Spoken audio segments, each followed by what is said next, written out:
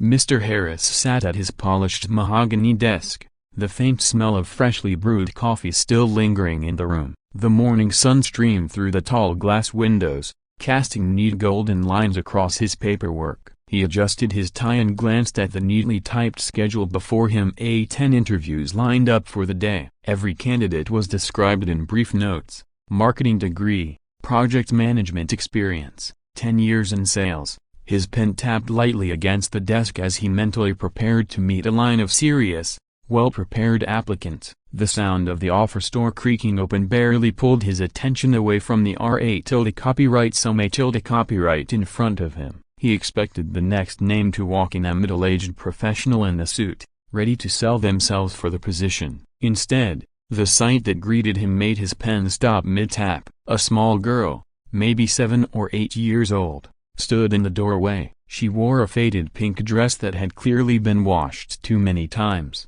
the fabric slightly frayed at the hem. Her shoes were scuffed, the soles worn thin, and her hair, though brushed, had strands that refused to stay in place. In her small hands she clutched a thick folder, nearly the size of her torso, holding it against her chest as if afraid it might slip away. Her big brown eyes scanned the room nervously before locking onto his.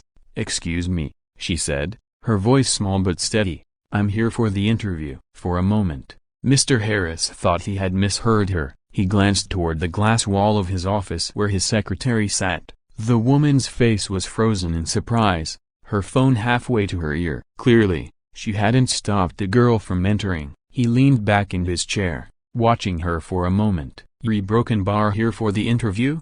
he repeated, the words tasting strange in his mouth. The girl nodded and stepped forward, placing the heavy folder on his desk with a soft thump. The metal fasteners inside clinked faintly. Curious, he flipped it open. Inside, instead of the crisp copyright copyright and cover letter he was used to, there were handwritten pages, some carefully ruled, others slightly crumpled. He saw drawings of designs, a sketch of what looked like a logo, and even a chart labeled ways to make the company better in neat but slightly wobbly letters.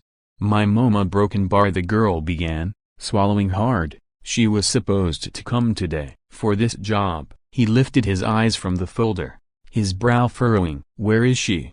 he asked, his tone softer now. The girl's small fingers fidgeted with the edge of her dress. "She couldn't come," she said quietly, as though admitting something shameful. Something about the way she avoided his gaze made him press further. "Why not?" Her hands trembled slightly. "Shay Broken Bar got sick. She's in the hospital. It happened last night. She didn't want to miss this, but I didn't want her to lose the chance. She's been looking for work for a long time, and she needs it." Mr. Harris felt a strange tightness in his chest. The office's usual hum, the soft chatter from the hallway, the whir of the copier faded into the background. Here was a little girl, sitting in front of him in a room built for business deals, talking about hospital visits and job opportunities like it was the most natural thing in the world.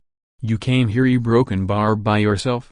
he asked. She shook her head quickly. "The lady next door walked me to the bus stop. She said she'd wait for me when I come back." There was no trace of fear in her words, only a sense of duty far beyond her years. He leaned forward, resting his elbows on the desk. "What's your name?" "Emily," she replied. "And you put all this together?" He gestured toward the folder. She nodded, almost shyly. "I helped my mom with her ideas. She told me about the company. We looked at your website together. I drew the pictures, but she told me what they mean." Her voice wavered at the mention of her mother. Mr. Harris closed the folder gently, as though afraid it might break under too much force. He studied her for a long moment. She was so small in the oversized leather chair, her legs swinging above the floor, her back straight as though trying to look older than she was.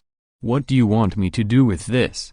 he asked quietly. "Just a Broken Bar, don't forget about her," Emily whispered. "She's really smart, and she works hard, and she always tells me not to give up." Her eyes glistened, but she blinked the tears away quickly, unwilling to let them fall here, in front of a stranger. Without thinking, Mr. Harris stood from his chair and walked around the desk. He crouched down so they were eye level. "Emily," he said gently, "you're very brave, And I want you to tell your mom something from me. She looked at him curiously. Tell her she doesn't have to worry. She's got the job, and she can take all the time she needs to get better before starting. Emily's lips parted in surprise. Really? Really? He confirmed with a smile. And while she's resting, you make sure she knows how much you've helped her, because not everyone would do what you did today. For the first time since she walked in, Emily's face broke into a genuine smile. It was small, but it carried the weight of relief. She clutched the folder back to her chest and whispered,